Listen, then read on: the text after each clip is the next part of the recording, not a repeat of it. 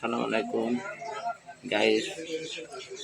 বাংলাদেশের যে প্রধানমন্ত্রী বর্তমান এখন আছে, আমি তার উদ্দেশ্যে নিয়ে কিছু কথা বলতে চাই। সেটা হচ্ছে, বাংলাদেশের প্রধানমন্ত্রী একটি ঘোষণা দিয়েছিলেন যে বাংলাদেশের নাগরিকদের প্রত্যেকেরই একটি করে ফ্যামিলি কার্ড করে দেব। তো ভাই, নির্বাচন হয়ে গেছে, এখন সরকারও ক্ষমতায় আছে। অনেক জেলায় ফ্যামিলি কার্ডের প্রচারণা চলেছে, পাইছে।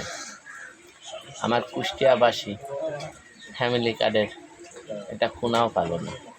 তাই কি কুষ্টিয়াবাসী কি তারিক জিয়াকে ভালোবাসে না?